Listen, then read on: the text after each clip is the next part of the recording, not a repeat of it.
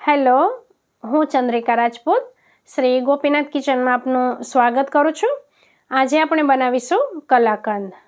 ફક્ત 2 જ વસ્તુનો ઉપયોગ કરીએ ને એટલે આ મીઠાઈ તૈયાર થઈ જાય છે. આ મીઠાઈ બનાવવી પણ સરળ છે અને ઝડપથી બની જાય છે. જો આ મીઠાઈ માર્કેટથી લાવીએ ને તો ઘણી મોંઘી મળે છે, જ્યારે ઘરે એકદમ સસ્તામાં થઈ જાય છે. નાના મોટા દરેકને ભાવે એવી આ મીઠાઈ બને છે. મોંમાં મૂકતા જ ઓગળી જાય એવી સોફ્ટ બને છે. તો ચાલો આ કલાકંદ બનાવવાનું શરૂ કરીએ. તો આના માટે મેં અહીંયા 3 થેલી દૂધ લીધું છે. 500 mlની આ 3 થેલી લીધી છે, એટલે 1.5 લીટર દૂધ થયું.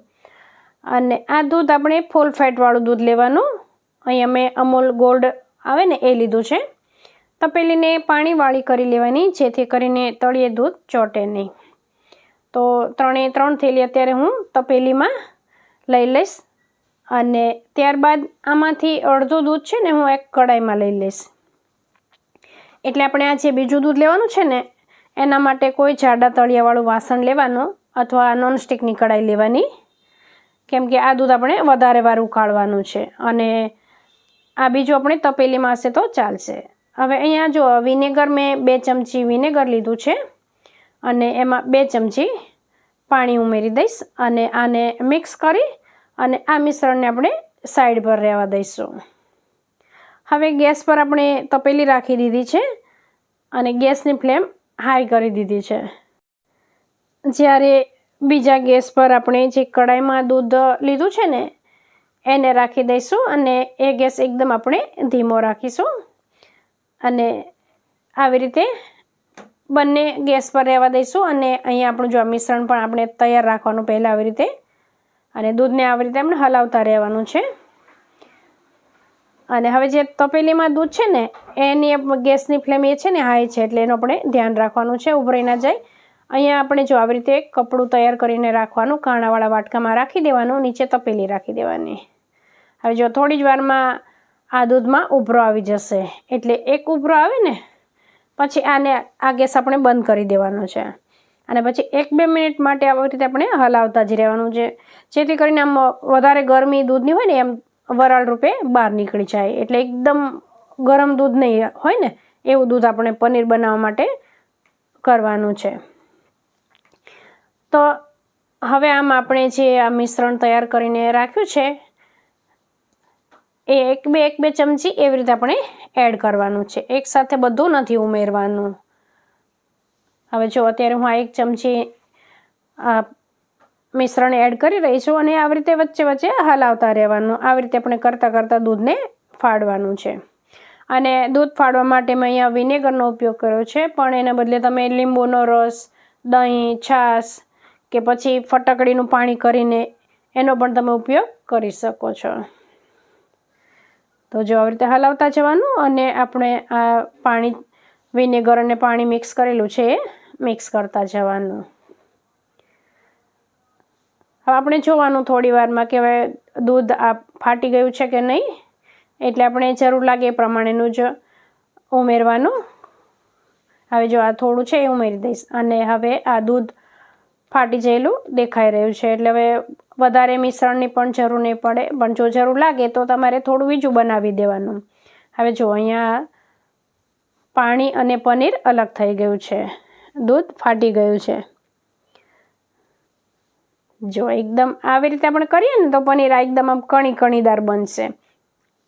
અને એકદમ ઉકળતું દૂધ હોય ને એમાં આપણે વિનેગરવાળું પાણી નાખીએ ને તો આમ લચકા જેવા મોટા લચકા થશે.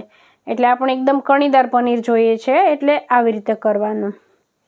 હવે આવી રીતે કોઈ પણ પાતળું કપડું લેવાનું, આ સફેદ લેવાનું, પણ જો રંગીન લીધું હોય તો એનો કલર જતો ના હોવો જોઈએ, આપણે ખાસ જોવાનું.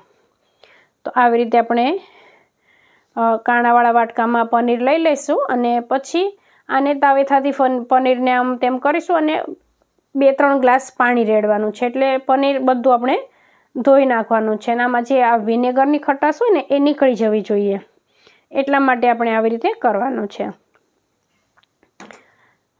જો આવી રીતે આપણે કરવાનું અને આમ કરીશું એટલે પનીર પણ એકદમ ઠંડુ થઈ જશે. આપણે પનીરનું શાક બનાવવું હોય કે આવી રીતે કલાકંદ બનાવવું હોય તો આવી રીતે ઘરનું બનાવેલું પનીર હોય ને તો સરસ બને. પણ જો તમારે પનીર ઘરે ના બનાવવું હોય તો તૈયાર પનીર લાવીને પણ આ રેસીપી બનાવી શકાય છે. હવે આને આપણે આવી રીતે દબાવીને બધું પાણી કાઢી નાખવાનું છે. પણ જો તમે શાક માટે પનીર બનાવતા હોય તો આ કપડા ઉપર આમ વજનદાર વસ્તુ રાખી દેવાની અને આમ એકદમ આના ચોસલા કરી શકાય ને એવું કરવાનું. પણ આપણે તો આનો આવી રીતે આમ એકદમ મસળીને માવા જેવું તૈયાર કરવાનું છે. એટલે આપણે એ સીધું જ પનીર લઈ અને પ્લેટમાં આવી રીતે 5-10 મિનિટ હથેળીથી આમ ઘસશું ને એટલે એકદમ આ સોફ્ટ પનીર તૈયાર થઈ જશે. આના જે કંઈ મોટા કણ રહી ગયા હોય એ તૂટી જવા જોઈએ. જો એકદમ આ લીસું પનીર તૈયાર થઈ ગયું છે. તો આ પ્રોસેસ કરવી ખાસ જરૂર છે. આપણે આવું કર્યા વગર દૂધમાં આ પનીર નહીં ઉમેરવાનું. એટલું આ મીઠાઈમાં ધ્યાન રાખવાનું છે ખાસ. હવે જો મેં અહીંયા પનીર ભેગું કરી નાખ્યું પણ છૂટું રહેવા દીધું હોય તો પણ ચાલે. હવે આ જે આપણા બીજા ગેસ પર દૂધ ઉકળે છે ધીરે ધીરે એમાં પનીર એડ કરી દેવાનું અને હવે આમાં મિક્સ કરી દેવાનું છે દૂધમાં પનીરને. અને પછી આપણે આવી રીતે ચમચો લઈ અને જે કંઈ મોટા કણ હોય એ તોડતા રહેવાનું અને આને ઉકાળતા રહેવાનું છે. હવે જો આપણે આ ગેસની હાઈ ફ્લેમ પર કરીશું તો ઝડપથી બની જશે અને લો ફ્લેમ પર કરીશું તો વાર લાગશે. આ તળિયે ના ચોંટી જાય એનું આપણે ખાસ ધ્યાન રાખવાનું છે. એટલે જો આવી રીતે આમ પનીરના કણ તોડતું જવાનું અને આવી રીતે આને આપણે ઉકાળતા જવાનું છે જ્યાં સુધી આ બધું પાણી બળી જાય નહીં ત્યાં સુધી. જો એકદમ કણીદાર દેખાય છે ને. હવે આમાં ખાંડ ઉમેરવાની છે. તો આપણને એવું થાય કે આમાં કેટલી ખાંડ ઉમેરવાની. તો 1 થેલી દૂધ હોય ને 500 ml દૂધ હોય એમાં 3 ચમચી ખાંડ લેવાની. તો અહીંયા આપણી 3 થેલી દૂધ છે એટલે 9 ચમચી ખાંડ લઈશું. આ એકદમ પરફેક્ટ માપ છે. આમાં ગળપણ એકદમ માપસરનું થાય છે આટલી ખાંડ ઉમેરી એટલે. હવે આપણે ખાંડ ઉમેરી છે એટલે ખાંડ ગરમ થશે એટલે એનું પાણી થશે. એટલે આ મિશ્રણ પાતળું થશે. એટલે હજી આને આપણે વધારે ઉકાળવું પડશે. હવે આપણને એવું થાય કે આને આપણે ક્યાં સુધી ગેસ પર રાખવું. તો જ્યાં સુધી આમાં આવું પાણી જેવું ના દેખાય ત્યાં સુધી રાખવાનું. પણ જો તમે વધારે વાર ગેસ પર રાખશો ને તો આ સોફ્ટ થવાને બદલે થોડીક આમ હાર્ડ થઈ જશે આ કલાકંદ.